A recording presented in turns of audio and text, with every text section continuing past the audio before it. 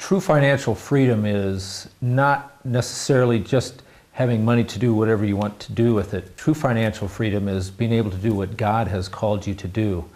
I think there's many Christians in the world that think that they are free, but really have not had a chance to know what freedom truly is, because they still are carrying around an accumulation of debt on their back that they don't realize they're wearing. It's like putting on a heavy pair of boots and walking around for a long time with a heavy pair of boots. You don't realize how heavy your feet actually are until you take those boots off and you go run.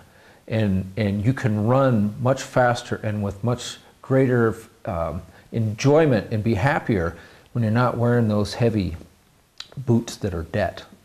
We had lots of debt. That we had medical debt and other things that we wanted. We had over $10,000 worth of credit card debt. We had 2 cars that we were still paying for, and we still owed about 2/3 of what we had taken the loan out for our house.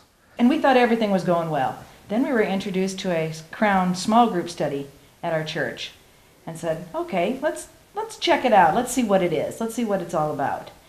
And I think after the first couple of weeks we realized, whoa, look at everything that we have. Look at, I mean, we were further in debt than we thought we were.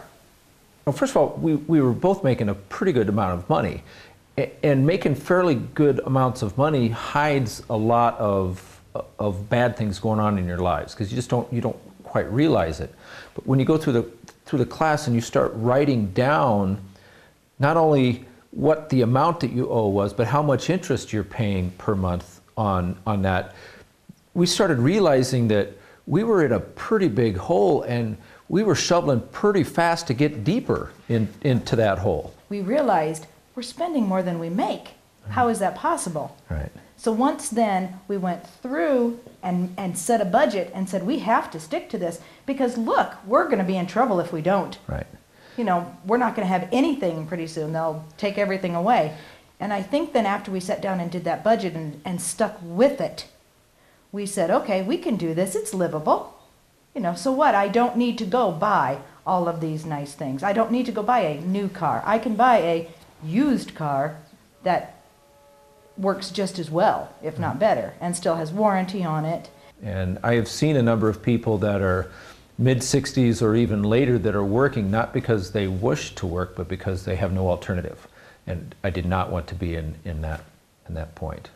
We realized that the money that we were being paid was money that God was putting in our care, that we needed to be taking care of it. And we finally realized that what we needed to do is to be good stewards of the money that Christ had given to us. And the only way that we can do that is to not waste the money that was being given to us. And we realized that that was what was happening with a lot of our money. We were just plain wasting it.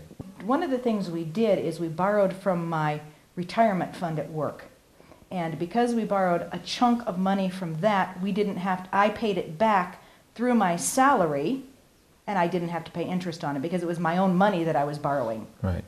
And we did that over the period of 2 years and paid off the rest of our house that would have taken 15 years to finish paying for it.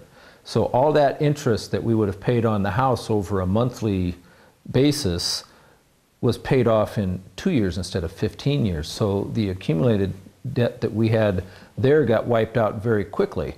And at the same time, we realized that we could do the same thing with our car loans, pay them off much quicker than what we had. If just by changing our spending habits, we could pay off the car loans quicker, and at the same time pay off our credit card debts quicker. And credit card debt is it's very easy to get yourself into that trap that you got to have it immediately, or you need to have it, when it's really not a need, it's a want, it's a desire. And once you start getting one thing paid off, getting one credit card or getting the car paid off, it's such a freeing feeling. It feels so good not to have that under you anymore, that you want to continue to pay off the rest. And and while it was a big chunk of money, but what happens is that you paid off things, and when you paid off one thing, you didn't stop that money that was being paid into that. You used that money to go on to a second item that was a debt that you hung on to. When you got that one done, you took those two now, and you could put that on the third. So, you know, the first thing you got paid off adds a little bit to the next one getting paid off. And the second one adds a bit more, and by the time you've got 3 of them or 4 of them paid off, you could put a lot of money into paying off those last few items to get them off of your back. And as she said, it was really freeing. That was, and you could see the progress. You could see the progress as we would get one paid off.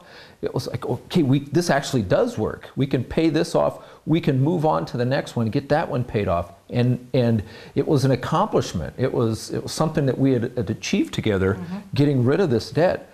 And it wasn't nearly as painful as what we had originally thought. If you visualize 2 car loans and house payments and all these things, it's a big picture visually. But when you start actually working at it, you start taking the chunks away from it, it can go rather quickly if you just concentrate on it and keep focused on what it is you're doing. We took the loans with the biggest amount of interest and started with those first. Right. So if we had a credit card that had 18 or 21% interest, whatever it was, we would start on that loan first and get that one taken care of. And then we would start on the next one. So we would continue to make the payments, the monthly payments, the lower payments on the other ones, but work really hard at one. Right. And then as that one was paid off, then we could take that amount, apply it to whatever our next one was going to be. So after 2 years of this discipline and paying everything off as we went and really sticking to it, we found ourselves free. We found ourselves, now we can do what the Lord wants us to do. We couldn't have done that before. We had so much debt that we were slaves. We were bound to it. There was no way if he would have said, go to Africa, we could have said, okay, Lord, we'll go. But we realized at that point that we had no debt. We were free. We could go. So when he called, we went. God called us to come to Africa and realized that we were free to do this now because everything was paid for. Our lives took a huge change. It was a wonderful feeling. Oh yeah. We own our own house. We have had no debt at the time that we were leaving. It was great. We felt like we had been doing what we were supposed to be doing before that. We had done many things through the church, but this was a bigger step beyond that, coming to Africa to work with kids, which has been a huge blessing on us. We have been able to help numbers of kids. We've worked with children in orphanages. We've worked with children in the villages. When we came to Malawi in the first orphanage that we worked at, we discovered that there was a young girl there who we thought was about 5, but was actually about 7. And just really felt God was calling us to adopt this child. And through a long process that we did kind of backwards because we didn't come to Malawi to adopt a child. We have now adopted our daughter Mphatso, which means gift in Chichewa, and she is truly a gift. She is one of the 3 children that we have. She is now our youngest child, and just been a huge blessing to us. I think maybe part of our reason for wanting to adopt her is I think we felt like we could really help her, but the process has worked both ways. I think while we are blessing Mphatso maybe because we have got the monetary means and some skills to give to her, I think she has been a huge blessing to us as well, just because she is who she is, because she's a child of God. None of that would have been possible if we had not been able to go through the class and learn how to become what God really called us to be, which is free. He did call all of us to be free and to do what He has asked us to do.